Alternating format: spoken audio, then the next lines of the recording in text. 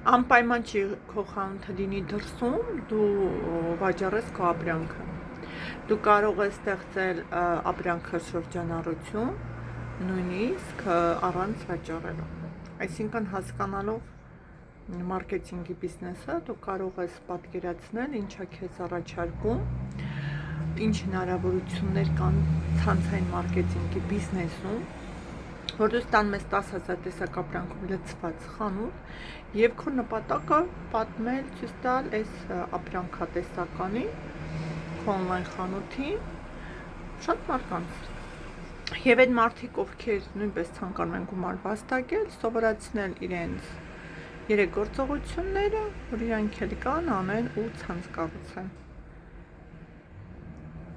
Ես հասկանում եմ, որ շատ-շատերը սիրում են այս ապրանքները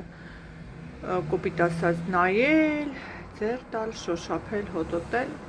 բայց էկո ապրանքը մնում է էկո ապրանք եւ առանց տունն էլ տանես, հոտոտես, շոշափես,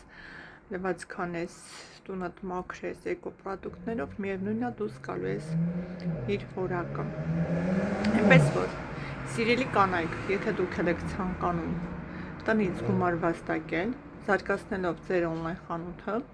միջազգային բիզնես զարգացնելով 12 երկրների հետ, ապա դիմեք ինձ, ես ձեզ կօգնեմ on-line խանութը բացելու հարցում, որը տրվում է լիովին անվճար եւ ձեզ կտրվի նաեւ ուսուցում, անվճար ուսուցում,